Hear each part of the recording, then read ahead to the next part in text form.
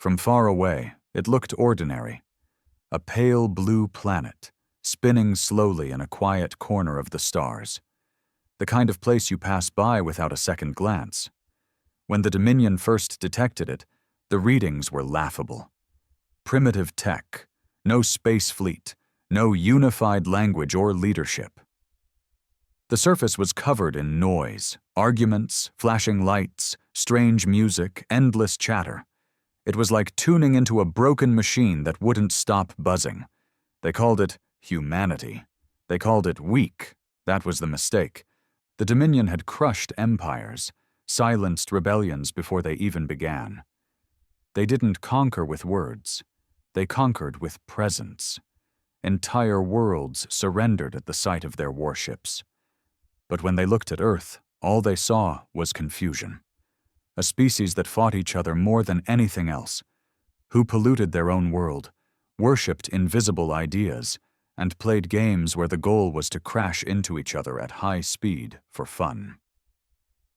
"This isn't warlike," one commander said, watching their broadcasts. "It's madness." Still, orders were orders. One scout ship was sent. It vanished. No beacon, no signal, no debris. Then a fleet. Then a full battalion. Each one disappeared into the atmosphere like a pebble dropped in deep water. And Earth? Still spinning, still noisy, still pretending it didn't notice. There was something beneath the surface, something the Dominion didn't understand. Not technology, not power. Something older, something alive. The Dominion was not built on patience. It was forged from precision and pride in systems where hesitation meant extinction. Their rule stretched across spirals of stars, their control held firm by a simple idea: overwhelm everything. But Earth didn't play by those rules. It didn't flinch, it didn't fight, it didn't do anything. And that terrified them. After the third failed incursion, internal reports shifted from cold data to quiet confusion, then to fear. Not openly, of course. Fear wasn't permitted in the Dominion, but beneath the sharp lines of official documents, beneath every cleanly worded mission summary, was something strange. Silence. Missing timestamps, scrambled logs, transmission files full of static and human laughter, chopped into impossible rhythms.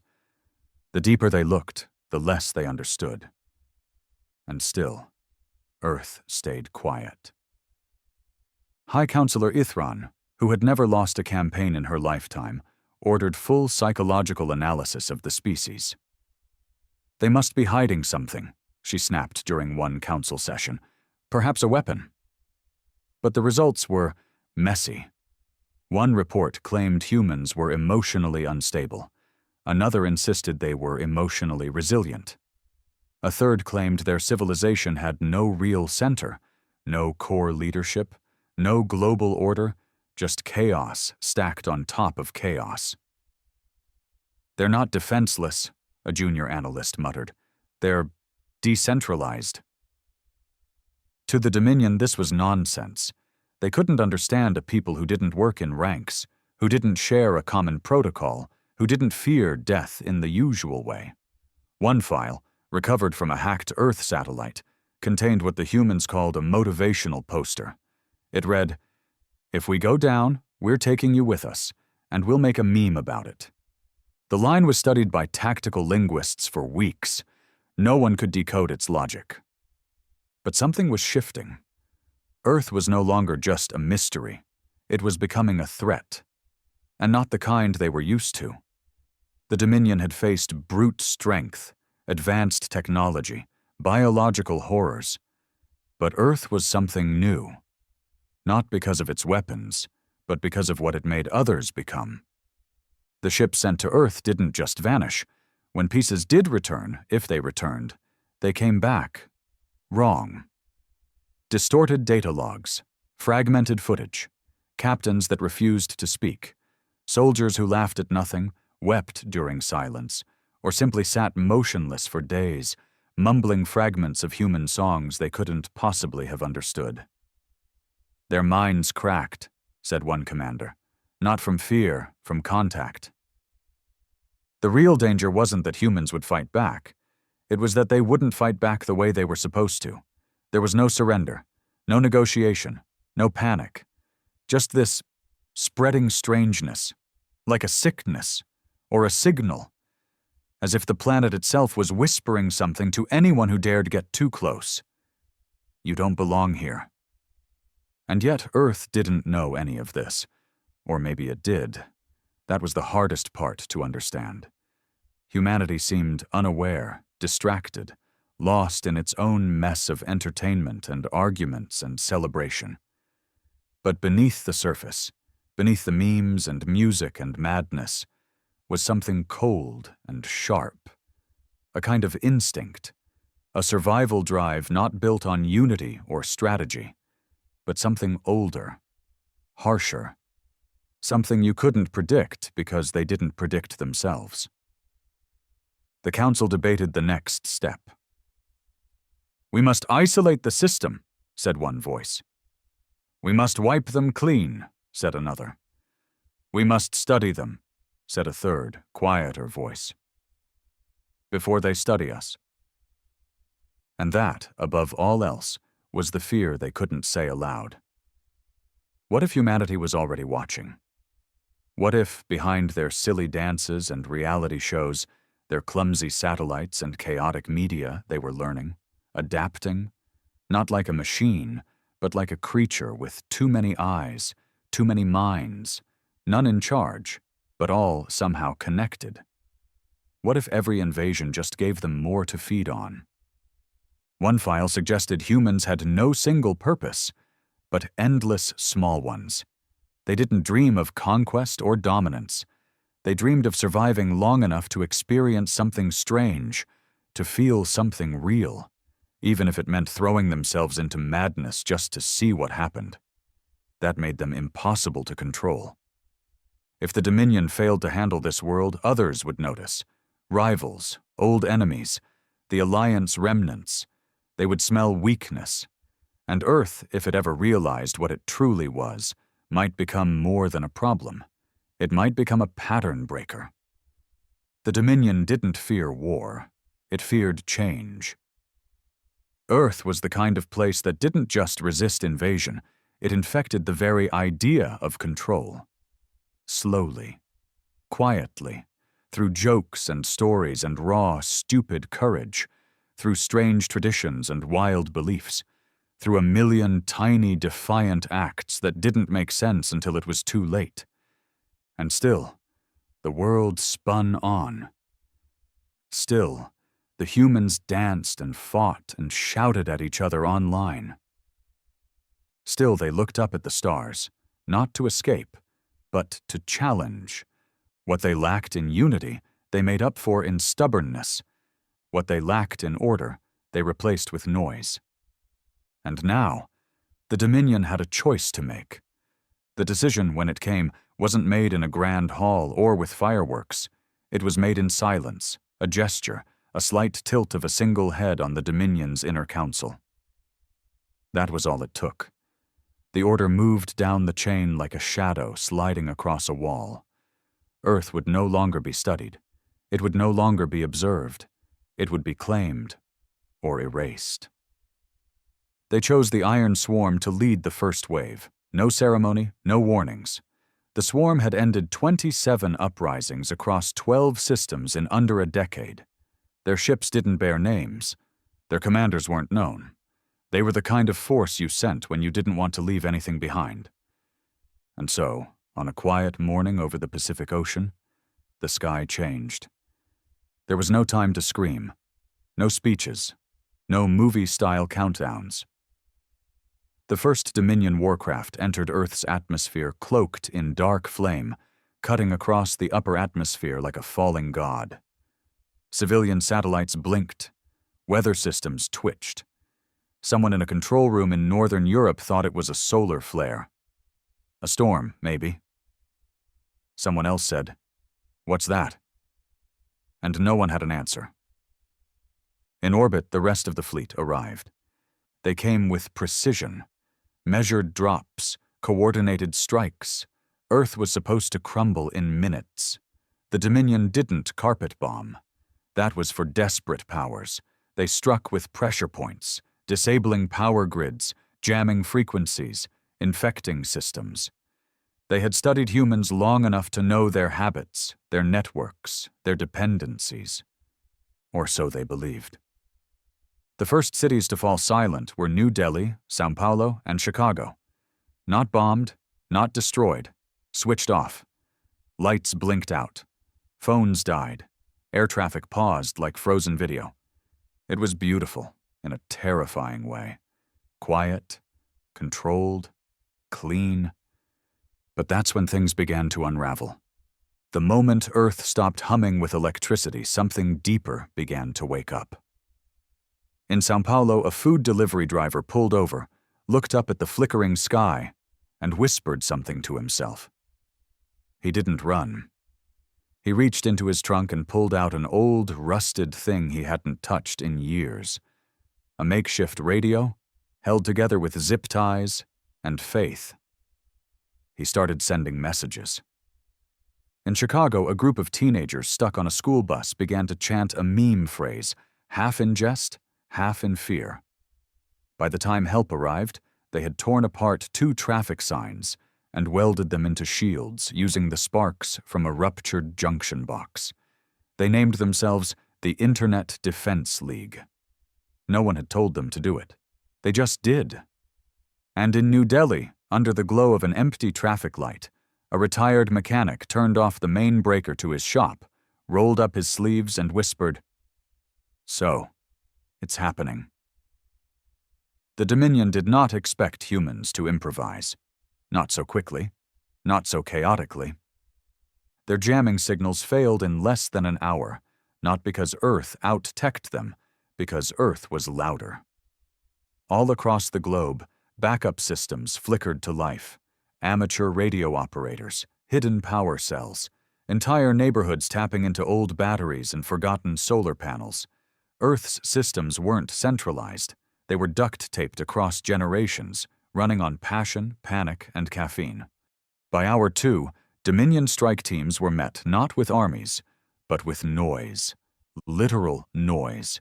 Speakers blasted heavy metal and emergency broadcasts. People shouted nonsense code phrases into megaphones. Someone in London hooked a bass amp into a bus stop and began playing what they claimed was war jazz. It wasn't coordinated, it wasn't smart, but it was too much. Too much data. Too many signals. The Iron Swarm's AI cores, designed to filter out logical threats, couldn't process a teenager screaming Rick Astley lyrics into a stolen police radio. By hour 3, the first Dominion bots began malfunctioning. Not destroyed, confused. And that's when the physical resistance began. Not armies, not trained soldiers, people. They came from all directions. Gas station workers wielding modified welding torches, suburban dads in paintball gear duct-taped with GoPros, teenagers on BMX bikes dropping water balloons filled with hot sauce onto scout drones, ex-engineers dragging out old prototypes they'd built for fun, now retooled into railguns using magnetized garbage. The Dominion didn't understand it. There was no strategy, no common banner, no central command to strike. They tried disabling communications, only for a horde of high schoolers to rebuild the mesh network using drones meant for pizza delivery. Every time the swarm thought it had crushed resistance in one zone, another flared up somewhere else. And they kept hearing it. Laughter. Laughter in the middle of fire. Laughter during skirmishes. Laughter on every audio log they intercepted. They weren't laughing because it was funny. They were laughing because this was how they survived. Pain turned into jokes. Loss turned into memes. Every blow taken was posted, shared, turned into a rallying cry. Humanity had evolved past fear, not by overcoming it, but by drowning it in ridiculousness. One Dominion soldier reported seeing a gang of masked humans charge into battle while blasting something called Baby Shark from a boombox strapped to a shopping cart. He requested reassignment. He never made it back to orbit. Still, the Dominion pushed. They activated the second wave. Larger crafts, full mechs, high-altitude suppressors, the real weapons. They rained down on Earth like punishment from the stars. And Earth adapted again.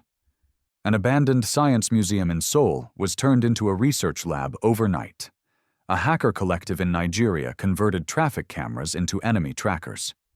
In Detroit, an entire neighborhood pooled their generators, powered a radio tower, and launched an open broadcast titled, "Try Us, Aliens." And somewhere, no one's quite sure where, a group of humans captured a Dominion bot, disassembled it, and used its parts to build a three-wheeled, all-terrain battle wagon with neon lights and a confetti cannon. They called it Big Sad Energy. None of it should have worked. But it did. Because humans didn't wait to be told what to do. They didn't ask permission. They didn't need rules. When cornered, they got creative. When wounded, they got clever. And when faced with extinction, they got weird. The Dominion lost more ground in 24 hours than they had in the last 5 conquests combined. And somewhere deep inside their command ship, a monitor began to flash a red warning. Cultural infection detected. Source, Earth. The commanders stared. This wasn't just a failed invasion. It was the start of something they couldn't undo. The Dominion didn't admit failure. Not out loud. Not in writing. But the retreat of the Iron Swarm was the loudest silence in the galaxy. For the first time in centuries, a campaign had been recalled. Not paused, not postponed, withdrawn. Ships returned damaged in strange ways.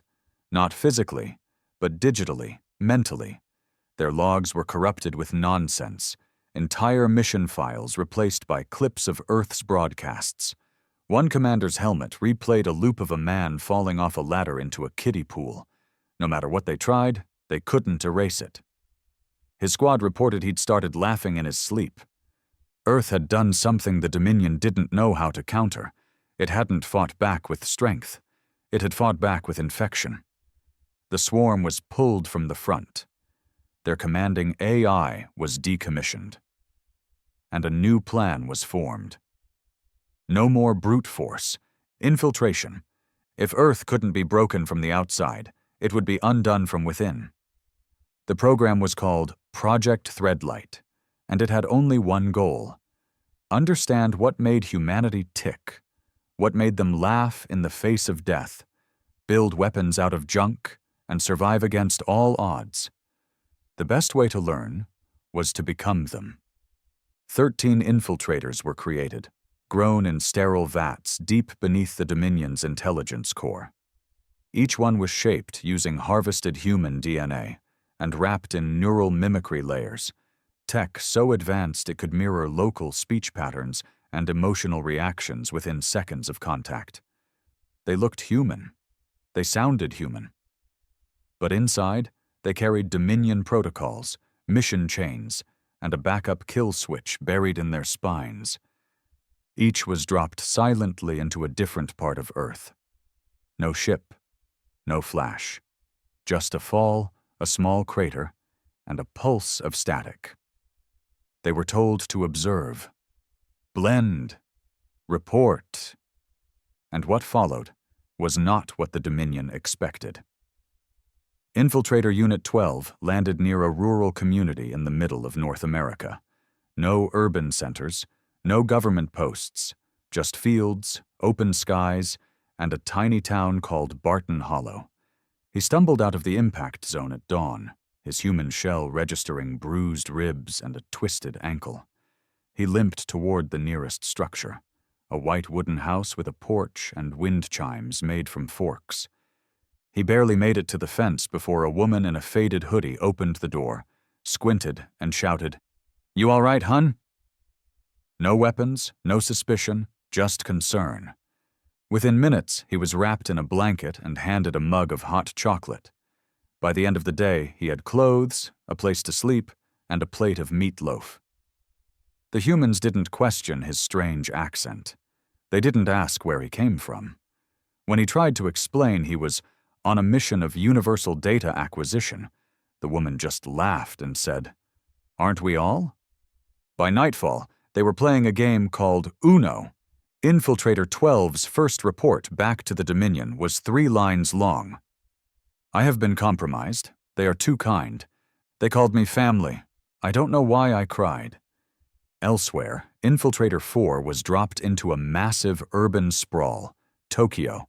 Her assignment: disrupt local infrastructure and trigger a cascading systems collapse. She accessed the city grid through a municipal kiosk in a train station. But within minutes, a group of teenagers surrounded her, pointing at her jacket, asking if she was lost, if she needed help, if she wanted to come with them to karaoke. She declined. They insisted. By hour 4, she had consumed something called melon soda, worn cat ears for a group photo, and participated in a dance challenge. When she tried to explain she was not built for this, one of the teens replied, "Neither are we, but we do it anyway." Her next transmission was jumbled, filled with emojis and a voice note where she could be heard laughing softly and saying, "They turn awkwardness into power." Infiltrator 7 had no such distractions. He landed in what the Dominion classified as a high hostility zone, a city filled with civil unrest, armed factions, and underground economies. To them it was ripe for breakdown, but what he found was stranger. Gangs with guns, yes, but also street vendors with homemade shields, rappers recording protest anthems in alleyways, paramedics patching wounds while quoting Tupac, drones flying overhead, not for surveillance, but for streaming. They weren't fighting for order. They were fighting to be seen, and they welcomed him, not as a stranger, but as a story. He was given a nickname, a weapon made from motorcycle parts, and a patch sewn onto his jacket that read, "Us or Nobody." His update said only this: "They romanticize resistance. They make survival an identity. They see every enemy as a future punchline. And somehow, it works." By week 2, nearly half the infiltrators had stopped sending reports. 2 went completely silent. 3 had altered their mission protocols voluntarily, requesting extended observation. 1 infiltrator, designated Unit 5, began uploading videos to Earth's social network under the name Alex from the Stars.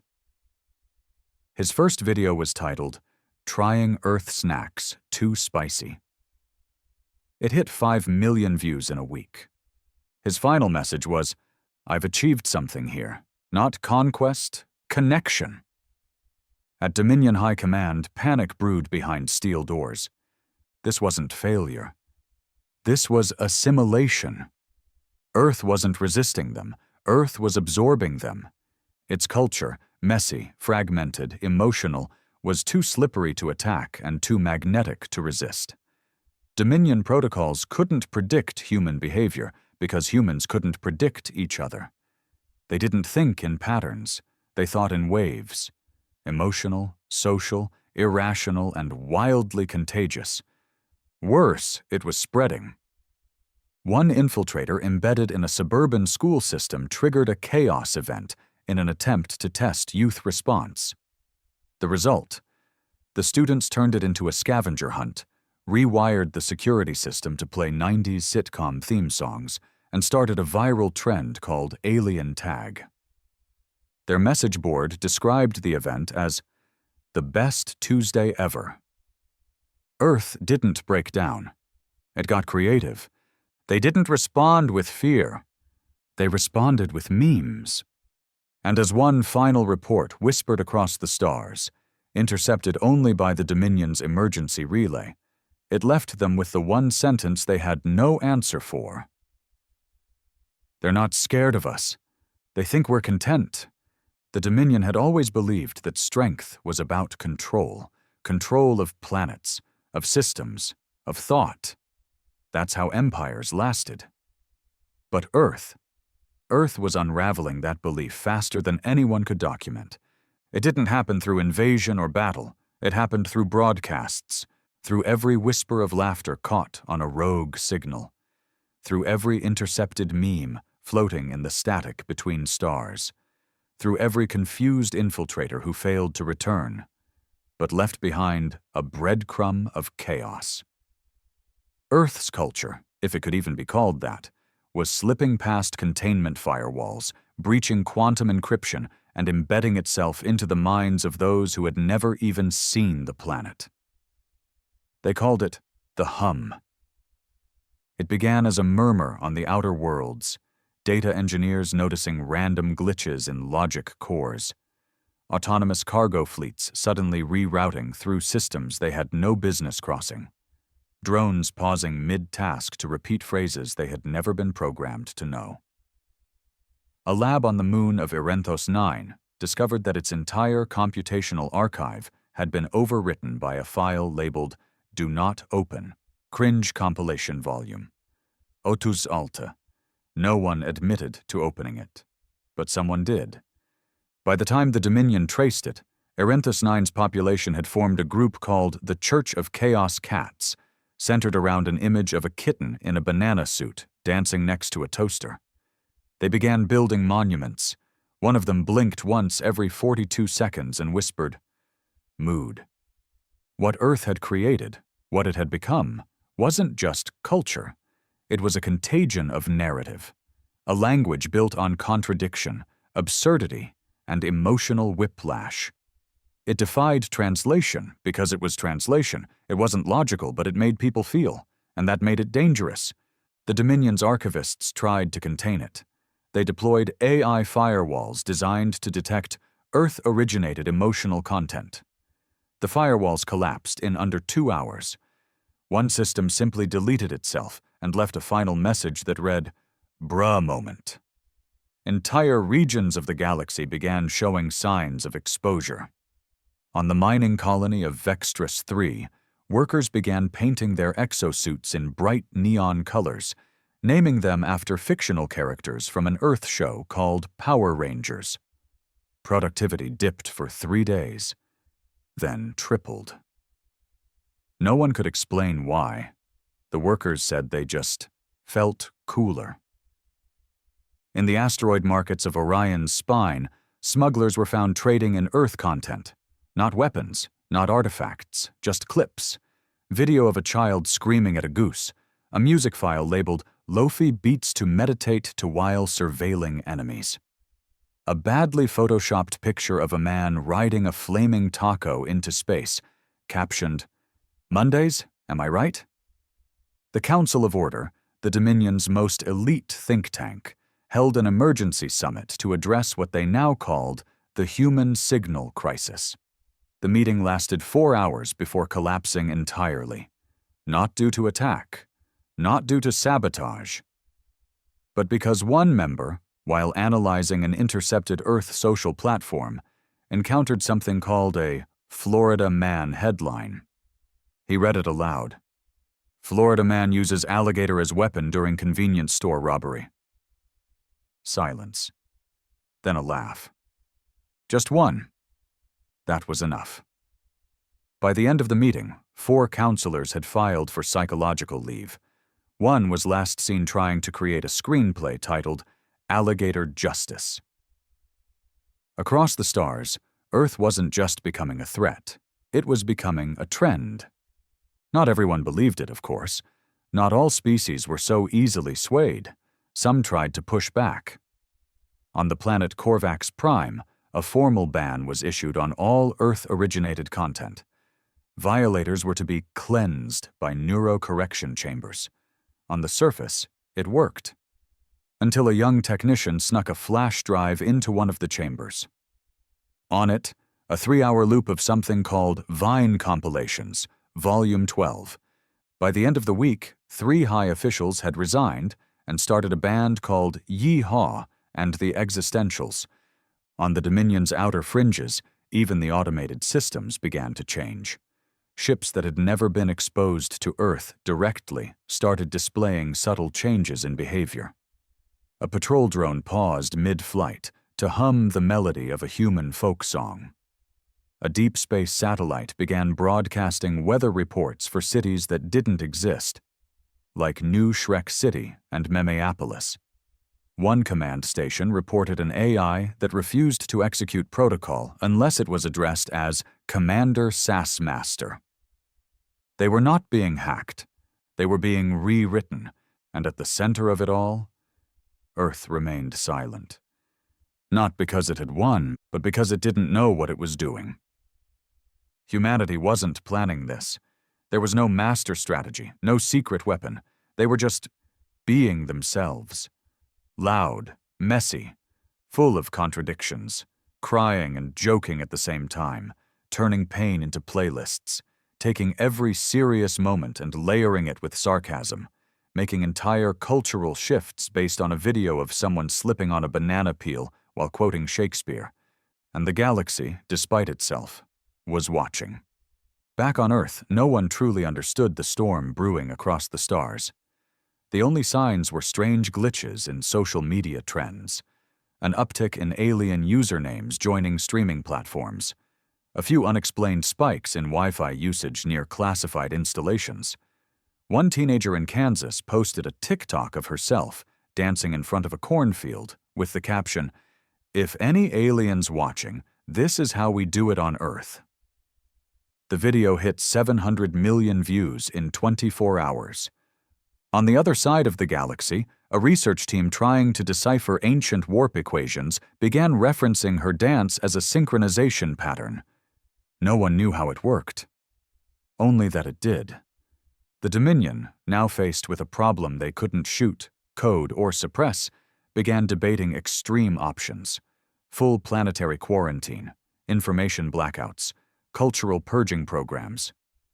But the infection had already spread too far. Because Earth's influence didn't rely on ships or soldiers, it relied on participation. Anyone who looked, who laughed, who felt even a little tug of curiosity, was already part of it. Even the Dominion's youngest minds were changing. Cadets in training began inserting Earth phrases into command reports. One drill instructor overheard a group of recruits chanting, "Let's get this bread," before a simulated assault. When questioned, they explained it meant morale optimization. And the instructors couldn't argue. Because it worked. The infection wasn't killing them. It was making them question who they were. And if the Dominion fell, not to war, but to laughter, what did that say about their strength? That was the true danger. Earth wasn't just surviving. It was reminding the galaxy what it felt like to be human, even to those who weren't. And the more it spread, the harder it became to resist. Far beyond the noise, beyond the reach of corrupted satellites and meme-infected archives, past the edge of navigable space, there was a place the galaxy rarely spoke of. Not because it was secret, because it was sacred. It had no name in the living tongues of the stars, only designations in cold, empty scripts: the core lattice, sector null, the unmoved geometry. But those who knew, those few species that had endured long enough to earn the right to remember, called them the architects. They weren't gods, not quite.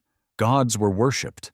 These were curators, builders of frameworks, ancient observers who didn't conquer, didn't judge, and most terrifying of all, didn't care.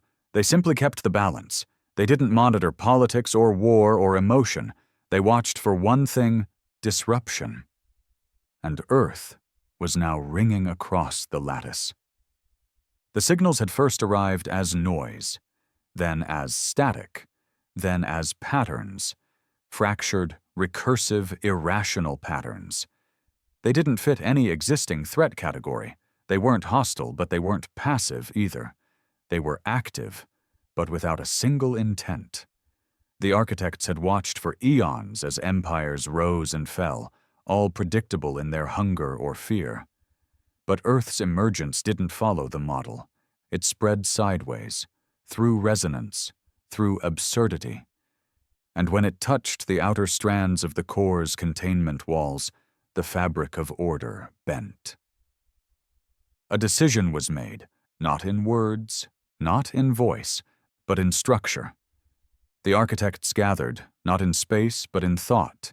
Their presence formed in the lattice like sharp winds across still water. They didn't meet, they aligned. Each architect was a being of impossible design. Logic compressed into fractal shells, time stitched into their forms, thoughts that bloomed like equations across the fourth dimension. They didn't feel emotion, but they could calculate its impact. They didn't move, but space shifted around their will. And for the first time in several million galactic cycles, they reached a consensus. Earth must be rewritten, not erased, not destroyed. Erasure was wasteful, but its code, its structure could be corrected. Human behavior was an error, a chaotic ripple echoing beyond tolerance. Their memes, their stories, their refusal to follow even basic survival logic. It was not evolution. It was contagion masquerading as culture, and it was now deforming patterns across the galaxy. Worlds were beginning to lose their structure. Systems were bending toward randomness. Meaning itself was shifting. On one architected world, a civilization that had built its society on total emotional suppression had begun forming clubs dedicated to feeling stuff ironically. Another sentient AI, once tasked with mapping time anomalies, now refused to process calendar data unless referred to as the Time Daddy. Entire star maps were corrupted, not by data failure, but by context collapse. Coordinates were replaced with song lyrics. GPS systems failed because planetary orbits were being plotted according to horoscopes, and warships began refusing to fire unless someone first vibed with the target emotionally. This wasn't war.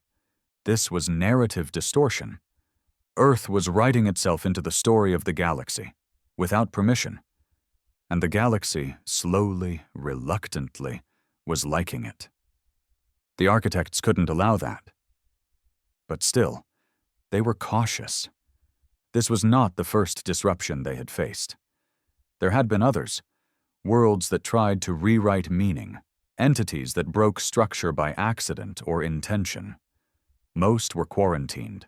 Some were integrated.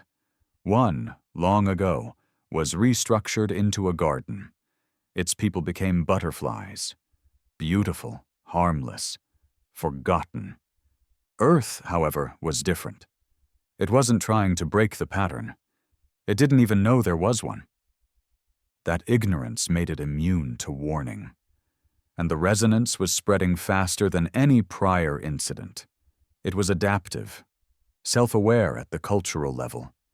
It didn't need leaders. It didn't need agreement.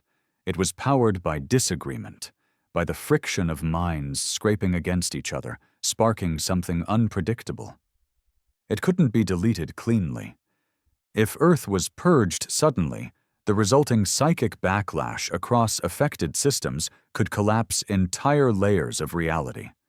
So the architects chose a slower tool. They constructed a seed, a compression of order, a being shaped into a humanoid format, injected with the raw architecture of balance itself. This entity would enter Earth, walk among them, learn, understand their flaws. Then, from within, it would rewrite their potential, correct their code, make them safe. His name was Eris, born not from flesh but from symmetry and purpose. His mind was a clockwork of concepts. His voice carried harmonics meant to calm. His form was chosen to be perfect, harmless, trustworthy, unthreatening. The kind of face you'd follow on a podcast. The kind of presence that made people confess secrets in coffee shops. He was not human, but he would become close enough to reprogram them. The seed was launched quietly. No fleet, no lights. Just a soft pulse through folded space. It landed in a forest in a region called Oregon. It would activate when found. And Earth, true to form, found it quickly. Not a military unit, not a scientist, just a man named Derek Simmons, part-time vape shop cashier and full-time social media loudmouth. He live-streamed everything. And when he saw the sphere glowing softly in the trees, he didn't call anyone. He didn't question it. He held it up to the camera and said, "Yo, this thing just blinked. Swear to God, might be a soul egg or whatever. I'm keeping it." Within an hour, it had a name. Orby. Within a day, it had a Twitter account, a meme page, and 3 fan theories. By the end of the week, it had stickers, merch, and a Wikipedia article that claimed it was the reincarnated core of an alien prince sent to seduce humanity through passive-aggressive enlightenment. The architects had planned for resistance. They had not planned for branding. Still, the seed had activated. Eris was awake, watching, learning, preparing. But even he, designed as a vessel of correction, would find Earth far stranger than any of them could predict. Because Earth didn't just break order, it offered an alternative, not peace, not chaos, but something in between. Connection. And that was where the true infection began. Eris had been built to fix Earth, to peel apart its chaotic mind, line by line, until the noise stopped and the structure returned. He was precise, measured. An architect-made instrument wearing a human face. When he walked, people trusted him. When he spoke, they listened. His voice was soft, magnetic, full of calm certainty. "Let's bring balance," he would say. "Let's find order." And Earth ignored him. Not fully, not on purpose, but in the way it ignored all things that tried to define it. It didn't reject him outright. It invited him in, smiling through the cracks in its logic, handing him things he couldn't understand. Like hot wings at 2 a.m. in a neon-lit diner. Like a stranger on a subway saying, "You look like you need a hug." Like a screaming match between 2 podcasters that ended in friendship. Eris tried to upload the rewrite sequence 3 times. Each time he paused. Once, because a child waved at him on a sidewalk, just because. Once, because a woman on a live stream said, "We're all broken, but we're still here." Once, because he saw a man crying in a parking lot, and another man who didn't know him just sat beside him, saying nothing, until the crying stopped. This wasn't noise. This wasn't corruption. It was connection through chaos.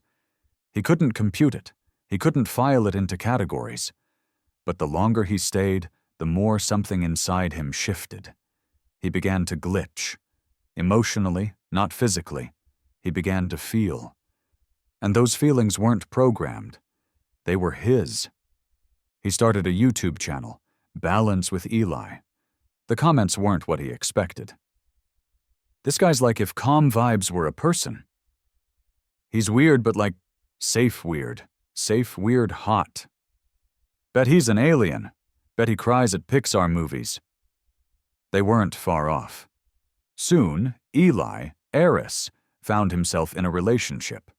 Not part of the mission. Not coded into the plan. Her name was Jess. She worked at a bookstore, collected old mugs, and once punched a racist at a farmer's market. She made fun of his serious tone, called him a walking TED Talk, and still held his hand when they crossed the street.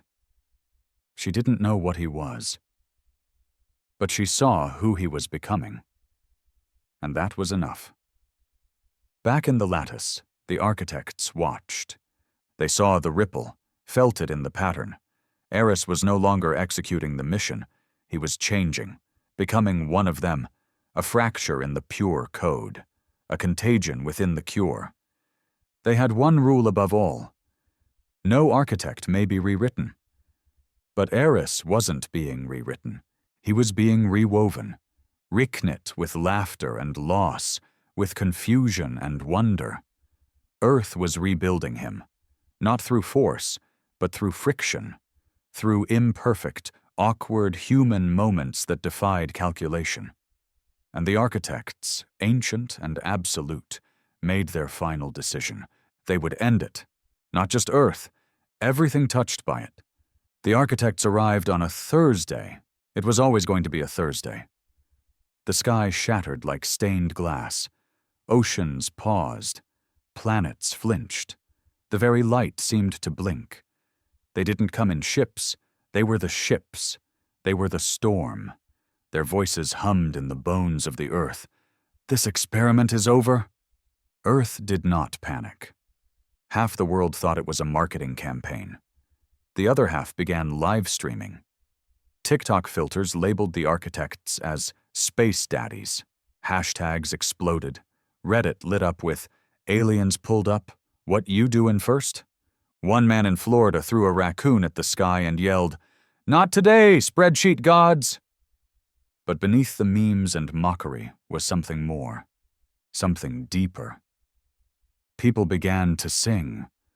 Not one song, every song, 1,000 songs at once, ancient lullabies and protest anthems, love ballads and war cries, birthday songs and breakup playlists. They sang in every language, in every dialect, on every rooftop and sidewalk and hospital bed. It wasn't rebellion. It was identity. It was humanity saying, "We may not make sense, but we are real, we are alive, and we are not sorry." The architects tried to silence it. They turned off satellites, froze networks, muted frequencies. But Earth didn't stop. People painted their stories on walls, passed them in notebooks, whispered them over candlelight. The architects saw something they had never encountered. Defiant joy, not blind optimism, not foolish hope, but a kind of courage made from pain and humor and love all tangled up together. The kind of joy that refuses to die. And Eris stood in Times Square, no longer glowing, no longer perfect, just Eli, just a man in jeans and a hoodie that said, "Existence is weird," and he cried, not from fear, but from knowing. He turned to the sky and whispered to the ones who made him. You don't get to end them. Not because they're perfect, because they never gave up. Because they try, every single day, and they do it with music and memes and pancakes at midnight. One by one, the architects fractured. Not in rage. In understanding, they had tried to preserve structure. But Earth had shown them something better. A story that never ends. A dance with no choreography. A joke with no punchline. A world that doesn't work on paper, but somehow still beats in rhythm. The architects dissolved, not into defeat, but into evolution, into stories, into dreams, into light scattered across the cosmos. A new star was born, no name, just warmth, and on Earth the sky cleared. The lights came back on. Phones buzzed. Someone tweeted, "That alien thing was wild. Anyway, who's down for karaoke tonight?" Eris stayed. He and Jess moved into a small apartment above a bakery. He got a cat, he read poetry, he joined a Discord server dedicated to haunted furniture. He laughed too hard at dumb jokes and cried at documentaries. He became human. Because in the end, Earth didn't win through force or fear. It won the only way it knew how. Through connection. Through the stubborn, ridiculous, beautiful refusal to be anything other than itself.